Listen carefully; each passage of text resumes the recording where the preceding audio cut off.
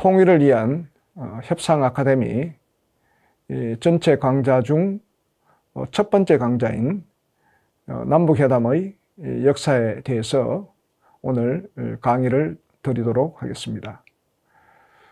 제 소개를 드리면, 저는 현재 남북사회통합연구원 이사인 홍양호라고 합니다.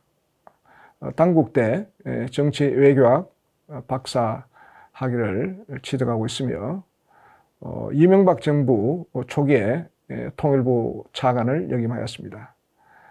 저는 평생 통일부에서 공무원으로서 공직하였으며 통일부 있을 때 남북회담 대표도 역임한 바가 있습니다.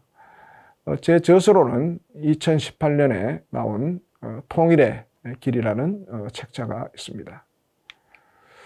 오늘 말씀드릴 강의 순서는 첫 번째는 남북회담의 의, 두 번째는 남북회담 역사 개관, 세 번째는 남북회담 추진 체계, 네 번째는 남북합의서 현황, 다섯 번째는 남북회담 주요 쟁점, 여섯 번째는 남북회담 시 북한의 특이 협상 형태, 일곱 번째는 남북관계의 흐름을 전반적으로 이해하도록 하고, 그래서 마무리를 하도록, 그렇게 제 강의를 진행하도록 하겠습니다.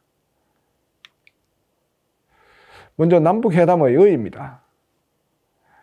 남북회담은 남북 당국 차원에서 남북관계 개선과 진전, 한반도 평화, 그리고 통일을 실현하기 위한 대화 노력입니다. 또한 남북회담을 통해서 한반도 긴장 완화 분위기를 조성하고 상대방의 입장과 의도를 파악하는 그런 효과도 있습니다. 1970년대 이전에는 남북 당국 간 실질적인 대화가 없었으나 1970년대 초반부터 본격적인 남북 대화가 시작되었습니다.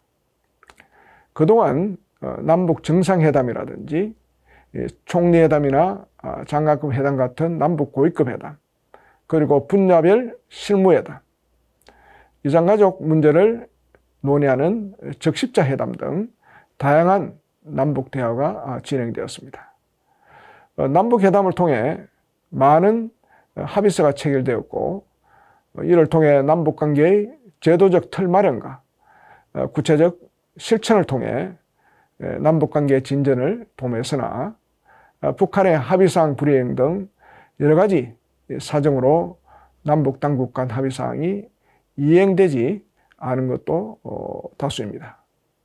그럼에도 불구하고 우리는 통일정책, 대북정책을 추진하기 위한 남북 당국 간의 대화 노력을 계속해야 하며, 국제 정치사에서도 전쟁 중에도 상호 간의 대화가 이루어졌다는 점을 우리가 그 의미를 새겨보아야 되리라고 생각합니다.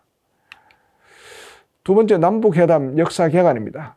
첫 번째는 남북회담 전개 과정인데, 시기를 제가 한 7기 정도로 나누어서 구별해서 설명을 드리도록 하겠습니다. 1953년에서 1970년까지 제1기로 제가 규정했습니다만, 이때는 남북 대화가 본격적으로 시작된 1970년대 이전에 남북 체육회담 등 특정 사안에 대해 극히 제한적으로 남북회담이 진행되었습니다. 이때 남북체육회담은 1964년 동경올림픽 대회에 우리 남북한이 단일팀을 구성해서 참가하기 위한 체육회담이었습니다만 성사는 되지 못했습니다. 두 번째는 2기입니다. 1971년부터 79년까지 제2기인데, 1970년대 남북 대화로서 7.4 남북 공동성명이 발표된 이후에 주로 남북조절위원회와 남북적십자 회담 등 2개 통례에서 남북회담이 120여 회 진행되었습니다. 잘 아시는 대로 1972년에 통일 3대 원칙이 포함된 역사적인 7.4남북 공동성명이 채택되었고, 우리 정부는 제2기인 이때부터 남북대화가 실질적으로 본격적으로 개시된 것으로 규정을 하고 있습니다. 다음은 제3기입니다. 1980년부터 87년까지 우리 한국의 정치적 변동기에 시도되었던 총리회담을 위한 접촉을 비롯하여 80년대 중반의 최후회담, 적십자회담, 국회회담, 경제회담 등 4개 통로에 의한 남북회담이 29회 진행된 바가 있습니다. 제4기는 1988년부터 1997년까지인데 냉전이 해체되면서부터 노태우 정부의 북방정책과 7.7선언으로 남북대화가 활성화되다가 김영삼 정부 때 제1차 북핵 위기로 인해 남북대화가 정체되기까지 시기를 말하는데, 이때는 80년대 말 국회회담, 그리고 적십자회담, 최후회담을 비롯해서 89년도부터 92년까지 개최되었던 남북 고위급 회담이 대표적으로 이 기간에 진행이 되었습니다. 남북 고위급 회담을 통해 잘 아시는 대로 역사적인 남북 기본합의서와 한반도 비핵화 공동선언이 도출되었습니다만, 아쉽게도 북한 측의 불성실한 합의 불이행으로 두 합의서는 사실상 사문화되는 꼴이 되었습니다. 제5기입니다. 1998년부터 2007년까지인데 김대중 정부 이후 적극적인 화해협력 정책의 성과로 남북대화가 제기되면서 1999년에 차관급 당국회담을 시초로 해서 잘 아시는 대로 2000년 제1차 남북정상회담이 열렸고, 그 이후에 2000년 7월부터 2008년 2월까지 총 21차례 열린 남북장관급 회담이 활발히 열렸습니다. 그리고 2007년도에도 제2차 남북정상회담이 열렸고, 이어서 남북총리회담이 열렸으며, 이때 가장 남북대화가 활발하게 진행되었습니다. 남북정상회담을 통해서 여러분들이 잘 아시는 대로 김대중 정부 때는 6.15 공동선언, 노무현 정부 때는 14선언이 채택된 바 있습니다. 제6기입니다. 2008년부터 2017년 4월까지입니다. 이명박 정부, 박근혜 정부의 보수정부 때 북한 측이 대남 압박 및 군사 도발 등 강경책을 구사함으로써 남북 관계가 경색되고, 그러나 계기별로 남북회담이 개최되었는데 안보 이슈로 군사회담이 개최된 바 있습니다. 그리고 금강산 관광 중단과 개송단 중단에 따라 금강산 재개를 위한 회담, 그리고 개송단 재개를 위한 회담들이 열렸습니다. 또한 이산가족 상봉 행사를 위한 적십자 회담도 계기별로 개최되었습니다. 2009년 8월 김대중 대통령 서거 때 북한 측의 고위직 인사들로 구성된 특사조의 방문단이 서울을 방문해 남북 고위급 접촉, 그리고 이명박 대통령 면담이 이루어진 후 남북 정상회담이 추진되었습니다만 그러나 무산되었습니다. 그리고 박근혜 정부 때 2014년 아시아 경기대회 폐회식에 북한 측에서 최영애 등 북한의 최고 고위급 인사들이 참가해 남북 고위급 회담이 개최된 바 있습니다. 마지막 제7기입니다. 2017년 5월부터 2022년 금년 현재까지입니다만, 문재인 정부 출범 이후 적극적인 한반도 평화 프로세스를 가동하여 2018년에는 세 차례의 남북 정상회담이 개최되었고, 그중에 첫 번째 열린 4월 판문점 정상회담을 통해 4.27 판문점 선언이 채택되었고, 9월에는 평양에서 정상회담이 개최되었으며 9.19 평양 공동선언이 채택되었습니다. 두 정상선을 이행해 남북 고위급 회담이 열렸습니다만은, 그러나 북한의 핵 문제가 진전이 없으면서 현재 남북관계가 단절되어 있습니다. 특히 이제 2009년 2월 27일부터 28일 하노이에서 개최된 미북 정상회담이 결렬된 이후에 북한 측이 대남 대미 강경책으로 돌변함으로써 남북관계가 경색되고 남북 대화가 전면 단절되어 2022년 10월 현재까지 일체의 남북 당국 간 회담이 개최되지 못하고 있습니다. 문재인 정부 중반 이후 남북관계 경색 및 남북회담 전면 중단이 2022년 5월 출발한 윤석열 정부에서도 그대로 진행이 되고 있고, 특히 윤석열 정부 출범 이후 북한의 연속적인 미사일 발사와 제7차 핵실험 준비 완료 등 군사적 긴장 위기 상태로 남북회담이 현재 전무한 상태입니다. 앞으로 한반도 상황 전개 상황에 따라 남북회담 개최 유무에 영향을 미치리라고 그렇게 전망을 해봅니다. 남북회담 개최 현황을 살펴보면 남북회담은 그동안 총 667회 개최되었습니다. 분야별로는 정치 분야, 군사 분야, 경제 분야, 인도적 분야, 사회 문화 분야 이렇게 다양한 분야에서 개최되었고, 연도별로 회담이 많이 열렸을 때도 있고 회담이 일체 열리지 않은 상태도 있는데, 이 자료들은 제가 보내드린 강의 자료를 참고해 주시면 좋겠습니다.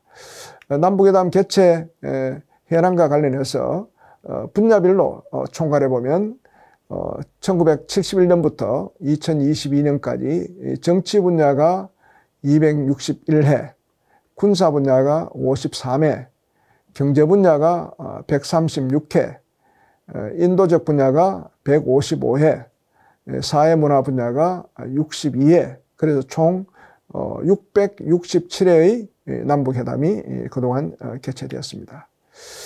정부별 남북회담 개최 현황을 보면 박정희 정부가 111회, 최규하 정부가 10회, 전두환 정부가 22회, 노태우 정부가 164회, 김영삼 정부가 20회, 김대중 정부가 82회, 노무현 정부가 169회, 이명박 정부가 16회, 그리고 박근혜 정부가 37회, 문재인 정부가 36회, 윤석열 정부는 현재까지 이제 출범한 지 얼마 되지 않았기 때문에 현재까지는 남북회담이 개최되지 못하고 있습니다.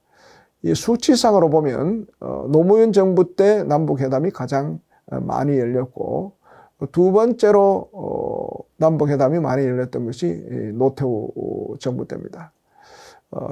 남북회담이 가장 적게 열렸던 것은 시기적으로도 뭐 짧았지만 최규하 정부 때 10회로 가장 적었다고 할 수 있고, 박정희 정부 때는 또 비교적 남북회담이 많이 열려서 111회의 남북회담이 개최된 바가 있습니다. 이와 같은 남북회담은 그동안 어떠한 추진 체계를 가지고 남북회담을 했는지 살펴보도록 하겠습니다. 연대별로 남북회담의 추진 체계가 각자 다른데 개괄적으로 살펴보도록 하겠습니다.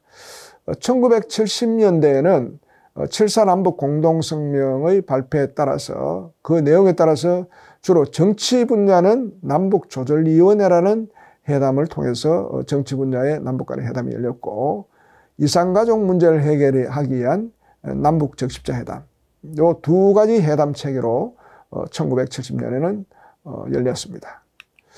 1980년대에는 정상회담이 열리지 않았기 때문에 분야별로 회담이 열렸는데, 남북 총리 회담을 위한 실무대표 접촉, 그리고 남북 국회 예비회담, 그리고 남북 경제회담, 그리고 남북 적십자회담, 그리고 남북 체육회담, 이 분야별로 회담이 열렸습니다.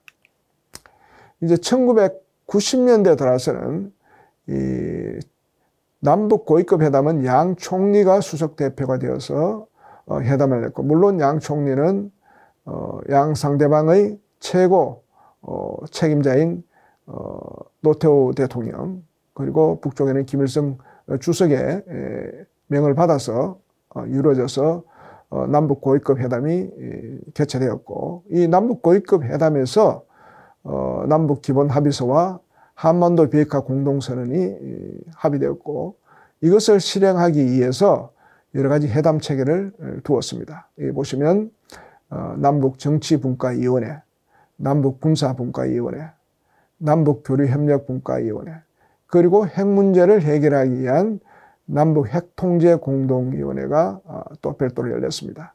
또 정치, 군사, 교류협력 분과위원회 밑에는 공동위원회를 두었는데, 정치분과위원회 산하에는 남북화해공동위원회, 군사분과위원회 산하에는 남북군사공동위원회, 그리고 남북교류협력 분과위원회는 남북경제교류협력공동위원회와 남북사회문화교류협력공동위원회 두 개의 공동위원회가 설치되어서 활동을 하기 시작했습니다.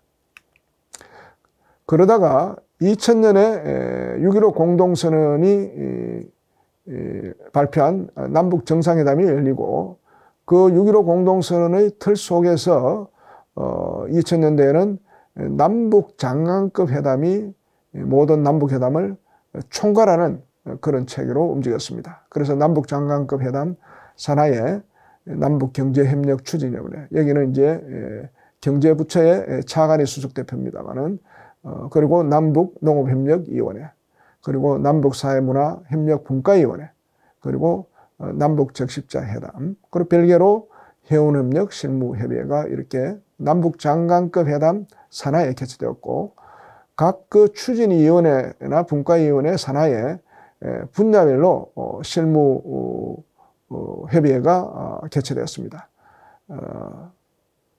PPT 자료에 보신 대로 남북경제협력추진위원회 산하에는 개송단 건설실무협의회, 철도도로연결실무협의회, 그리고 수산협력실무협의회, 임진강 수해방지 실무협의회, 경추위 이원급 실무접촉, 또 경공업 지하자원 실무협의회, 이런 식으로 분야별로 회담이 다양화되면서 많은 회담이 열렸고, 이와 별도로 군사 분야에 있어서는 남북한 양측의 국방장관이 수석대표가 된 남북 국방장관 회담이 한 차례 열렸고, 남북 국방장관 그 산하에 남북 장성권 군사회담, 그러니까 스타들이 수석대표가 되는 남북 장성권 군사회담이었고, 그 밑에 군사실무회담은 수석대표가 영관급입니다. 그래서 군사 분야는 남북 국방장관회담, 그리고 남북 장성급 군사회담, 그리고 군사실무회담, 이런 체계로 회담이 활발히 열렸습니다. 2007년 노무현 정부 때 남북 정상회담이 개최된 이후에는 남북 총리회담을 정점으로 해서 그 산하에 많은 회담 체계가 구성되었습니다. 남북 총리회담 산하에 서해 평화협력 특별지대 추진위원회, 그리고 남북 경제협력 공동위원회, 그리고 이제 남북 국방장관회담, 그리고 남북 적십자회담, 남북 사회문화협력 추진위원회, 이런 체계로 되어 있으며, 서해 평화협력 특별지대 추진위원회와 또 남북 경제협력 공동위원회 산하에는 분야별로 또 다양한 남북 회담이 개최되었습니다. 2018년 남북 정상회담, 문재인 정부 때입니다만은 남북 회담 추진 체계는 정상회담 이후에 남북 고위급 회담이 열렸고, 그 남북 고위급 회담 산하에 여러 가지 분야별 회담이 열렸습니다. PPT 자료에 보시다시피 남북 철도협력 분과회담, 남북 도로협력 분과회담, 남북 체육 분과회담, 남북 산림협력 분과회담, 남북 보건의료 분과회담, 그리고 남북 통신 실무회담, 남북 적십자회담, 그리고 군사 분야에는 남북 군사 공동위원회, 남북 장성급 군사회담, 그리고 남북 군사 실무 이런 회담 체계로 2018년에는 회담이 체계화되었습니다. 다음은 남북 합의서 현황을 보도록 하겠습니다. 그동안 이와 같은 많은 남북 회담을 통해서 남북 간의 여러 가지 합의서가 나왔습니다만은 총 258건의 남북 합의서가 도출되었습니다.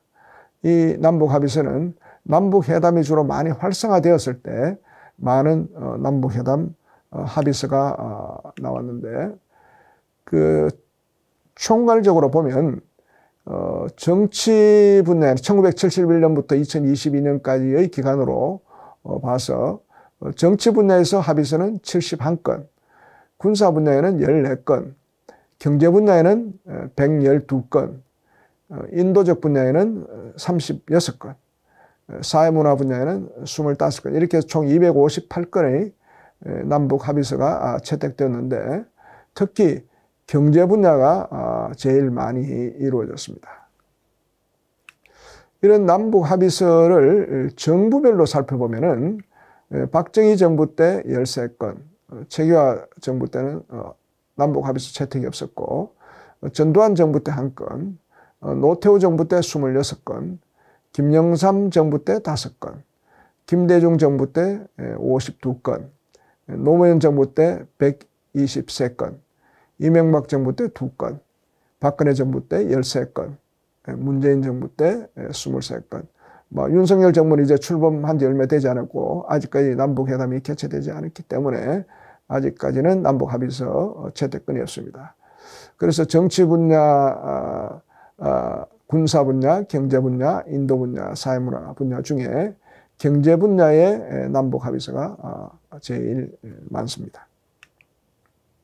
그러면 남북 합의서의 주요 합의서, 특히 이제 정상회담을 통해서 개최된 합의서나 아니면 양측의 정상의 지시하에, 정상의 방침하에 추진되었던 그런 고위직 회담에서 여러 가지 중요한 합의서가 있었는데 제가 그 중요한 합의서 중에 한 몇 가지를 소개하도록 하겠습니다. 먼저 1972년 7월 4일 7.4남북 공동성입니다. 그날 서울과 평양에서 동시에 발표되었는데 남북 간에 이제 본격적인 남북 회담의 물꼬를 튼 그런 합의서라고 할 수가 있습니다. 그 내용을 보면 상부의 뜻을 받들어, 상부라는 것은 우리는 대통령, 북쪽은 주석을 이야기합니다만 상부의 뜻을 받들어 이우락 중앙정보부장과 김영주 노동당 조직부장이 서명했고 이때부터 이제는 대화와 있는 대결의 시대로 진행이 되었습니다. 특히 이제 7.4 남북 공동성명에는 통일의 3대 원칙으로 자주, 평화, 민족 대단결 원칙이 채택되었고 또 7.4 남북 공동성명을 통해서 서로 상호 중상 비방하지 말고 군사적 충돌을 방지하자 하는 이런 내용도 합의되었고 그 이후로 1972년 11월부터 정치 분야에서는 남북조절위원회가 개최되었습니다만은 북한의 여러 가지 이유를 들어 1973년 8월 일방적으로 중단을 선언함으로써 더 이상 남북조절위원회가 개최되지 않았습니다. 또한 그 인도적 분야인 남북 이산가족 문제를 해결하기 위한 남북 적십자회담은 회담을 하는 과정에 있어서 북한이 국가보안법을 철폐라든 이런 정치적 선결 조건을 용하면서 이런 적십자회담도 일방적으로 중단이 되었습니다. 대체로 그 상황을 평가해 보면 1970년대 전후 이루어진 미국과 중국 간의 대땅트가 전개되는 이런 국제 환경 변화에 남북한이 대응하기 위해서 7.4 남북 공동성명을 발표했고 또 한편으로는 북한의 의도를 보면 북한은 우리 남한의 국가보안법을 철폐해라, 미군이 철수해라 하는 이런 주장을 한 것으로 봐 베트남식 통일을 기도한 거 아닌가 이렇게도 판단을 해봅니다. 두 번째입니다. 1992년 남북 고위급 회담에서 이루어진 남북 기본합의서. 남북 기본합의서의 풀네임은 남북 사이의 화해와 불가침 및 교류 협력에 관한 합의서입니다만은 1990년부터 92년 6차례의 남북 고위급 회담, 총리 회담이었습니다만 여기서 합의해서 반려가 되었습니다.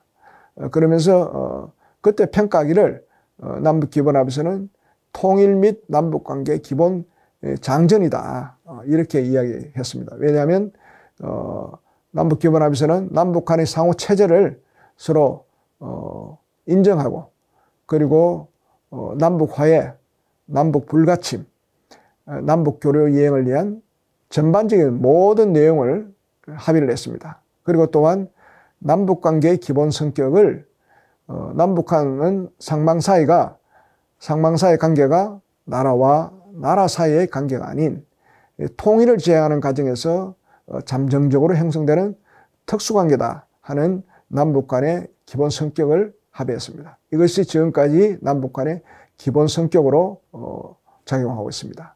그러나 남북 기본 합의서가 채택된 이후에 1993년 초 북한이 팀 스프리트 훈련을 이유로 전면 이행을 거부했습니다.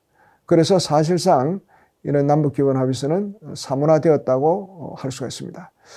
북한이 남북 기본 합의서 채택을 하는데 응해온 것은 1990년 전후에 소련 및 동구 공산권의 몰락과 체제 전환 과정을 지켜보면서 북한 정권과 체제의 보장을 위해 남북 기본 합의서를 채택했다고 지금 평가하고 있습니다. 특히 남북 고위급 회담 협상 과정에서 북한은 불가침에 우선순위와 비중을 두었습니다. 그리고 핵 문제 해결하기 위한 한반도의 비핵화에 관한 남북 공동선언도 그때 채택이 되었습니다. 주요 내용은 남북한 상방이 핵을 개발하지 않고 핵무기를 갖지 않기로 하였습니다. 구체적 합의문 내용을 보면 남과 북은 핵무기의 실험, 제조, 생산, 접수, 보유, 저장, 배비, 사용을 하지 아니한다. 남과 북은 핵 재처리 시설과 우라늄 농축 시설을 보유하지 아니한다. 이렇게 합의했습니다마는 북한은 이러한 선언을 위배하고 핵 재처리와 우라늄 농축을 거쳐서 현재까지 6차례의 핵실험을 통해서 핵무기를 개발하고 현재 보유하고 있습니다. 그 모든 남북관계 진전의 결정적 장애물로 북한 핵 문제는 지속적으로 작용하고 있고, 사실상 한반도의 비핵화에 관한 공동선언은 무효화된 것과 같은 그런 결과를 초래하게 되었습니다. 다음은 6.15 남북 공동선언입니다. 김대중 대통령과 김정일 위원장이 합의한 건데, 그 내용 중에 중요한 것을 소개해 드리면, 남과 북은 나라의 통일 문제를 그 주인인 우리 민족끼리 서로 힘을 합쳐 자주적으로 해결해 나가기로 했다. 이 내용은 7.4 공동성명 때 3대 통일의 원칙의 중 하나인 자주의 내용을 이렇게 좀 더 상세하게 적어놓은 것이고, 두 번째는 통일에 관해서 남과 북은 나라의 통일을 위한 남측의 연합제안과 북측의 낮은 단계의 연방제안이 서로 공통성이 있다고 인정하고 앞으로 이 방향에서 통일을 지향시켜 나가기로 했다 내용인데, 북한은 그동안 연방제를 주장했고 우리는 단일 통일 국가를 주장했습니다. 그래서 그 중간의 과정으로 북한은 낮은 단계의 연방제안을 제시했고, 우리는 단일 통일 국가라고 하기 이전에 남북 연합제를 내었는데, 그 내용이 남북 연합제와 낮은 단계의 연방제가 내용이 거의 같기 때문에 이번에 합의하면서 서로 공통성이 있다. 그리고 이 방향에서 통일 지향성을 나가기로 하였다. 이렇게 합의를 했습니다. 그리고 6.15 공동선언 이후 남북 간의 다양한 교류 협력이 진행됐는데, 합의사항 중에 김정일이 서울을 방문하겠다 약속했지만 북한의 소극적 태도로 결국 이루어지지 않았습니다. 6.15 남북 공동선언이 채택된 의도랄까 북한의 전략이랄까 평가해 보면, 북한 김정일 위원장은 북한의 어려운 경제난을 타개하기 위해 실리 전략 차원에서 6.15 남북 공동선언에 합의하고, 이를 바탕으로 해서 북한은 식량, 비료, 원자재 등을 남한으로부터 획득해 나갔습니다. 그리고 북한이 자체적으로 갖고 있는 내부 자원으로 군사력을 강화하는 이중 전략을 사용했습니다. 다음은 노무현 정부 때 이루어진 14선입니다.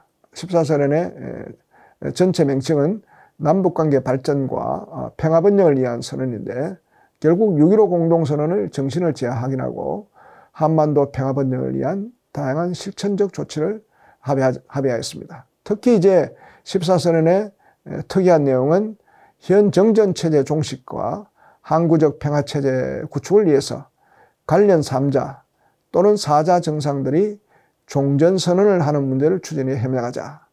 그리고 해주 지역과 주변 해역을 포괄하는 서해평화협력 특별지대를 설치하자.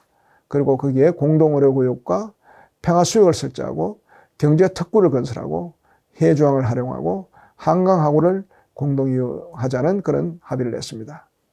북한이 이명박 정부의 대북정책을 시비하면서 대남 강경정책을 구사함으로써 14선언은 이행되지 않은 결과를 초래했습니다. 특히 이제 북한이 2009년 제2차 핵실험, 2006년도에 제1차 핵실험을 했습니다만 2009년도에 제2차 핵실험을 하고 2010년에 천안함 폭침 사건이 발생함으로써 남북관계가 경색되고, 이로 인해서 14선언이 이행될 수 있는 상황이 전개되지 않았습니다. 이제 문재인 정부 때 2018년 4월 27일 한반도의 평화와 번영, 통일을 위한 판문점 선언이 있었습니다. 기존의 남북선언과 모든 합의들을 철저히 이행하고, 특히 한반도 평화 프로세스, 군사 문제입니다만 이거를 적극 추진하자 하는 것이 판문점 선언의 새로운 특징이라고 할 수 있습니다. 구체적 내용을 보면 남과 북은 지상과 해상, 공중을 비롯한 모든 공간에서 군사적 긴장과 충돌의 근원이 되는 상대방에 대한 일체의 적대 행위를 전면 중지하기로 하였다. 또 남과 북은 정전협정 체결 65년이 되는 올해에 종전을 선언하고 정전협정을 평화협정으로 전환하며 항구제이고 공고한 평화체제 구축을 위한 남북미 3자 또는 남북미 중 4자회담 개최를 적극 추진해 나가려고 했다. 그리고 남과 북은 완전한 비핵화를 통해 핵 없는 한반도를 실현하는 공동의 목표를 했다. 여기서 보면 이 종전선언 문제, 정전협정을 평화협정으로 전환하는 문제, 그리고 완전한 비핵화, 사실은 완전한 비핵화가 가장 중요한 판문점 선언의 핵심인데 이것이 전혀 현재까지 이루어지지 않고 있습니다. 그리고 2018년 9월 19일 문재인 대통령이 평양을 방문해서 김정은 위원장과 9월 평양 공동선언을 채택했습니다. 4.27 판문점 선언 연장선상에서 판문점 선언 군사분야 합의서를 평양 공동선언의 부속 합의서로 채택하고, 이어서 남북 군사공동위원회를 조속히 가동하여 군사분야 이행 실태를 점검 추진하고 있습니다. 그리고 한반도 비핵화를 위한 실질적 진전이 필요하다는 공동인식을 바탕으로 9월 평양 공동선언에서는 북한은 동창리 엔진 시험과 미사일 발사대를 유관국 전문가들의 참가에 우선 영구적으로 폐기하고, 북한은 미국이 6.12 북미 공동성명의 정신에 따라 상응 조치를 취하면 영변 핵시설의 영구적 폐기와 같은 추가적인 조치를 계속 취해나갈 용의를 표명했습니다. 그러나 4.27 판문점 선언이나 9.19 평양 공동선언은 가장 핵심인 한반도 비핵화, 북핵 문제에 대한 실질적 진전이 없어 그 이행이 곤란한 상황에 전개되고 있으며, 특히 북한은 금년 9월 핵무력 정책 법제화로 핵 보유를 사실상 고수하는 그런 입장을 취함으로써 판문점 선언이나 평양 공동선언의 의미가 퇴색되고 있습니다. 세 번째, 제조적 틀이 된 남북 합의서입니다. 이와 같이 중요한 정치군사적으로 중요한 이 합의서 외에도 남북 간의 교류 협력을 위해서 남북 상방간 합의한 제도적 틀된 합의서가 있는데 그걸 소개하면 제1차 남북 적십자 회담 때 이산가족 문제를 해결해간 의제들이 채택이 되었고 2000년에는 4대 경협합의서, 투자보장에 관한 합의서, 소득에 대한 이중과세 방지 합의서, 상사분쟁 해결 절차에 관한 합의서, 청산결제에 관한 합의서가 있었고 또 기타 경제 분야로 남북사이에 거래되는 물품의 원산지 확인 절차에 관한 합의서, 남북경제협력 협의사무소 개설 및 운영에 관한 합의서가 있었고 그리고 출입체류에 관한 합의서로 개성공단, 금강산 지역의 출입체류와 관련된 합의서, 그리고 통신, 통관, 검역에 관한 합의서, 또 차량의 도로 운행, 열차 운행에 관한 합의서, 남북 해운 합의서가 있었습니다. 그리고 군사적 분야로는 동서해주구, 남북관리구역 임시도로 통행, 군사적 보장을 위한 잠정 합의서 등 여러 가지 남북 교류 협력을 뒷받침하기 위한 군사 분야의 합의서가 채택된 바가 있습니다. 이상으로 1부 강의를 마치고 또 잠시 후에 2부 강의를 진행하도록 하겠습니다.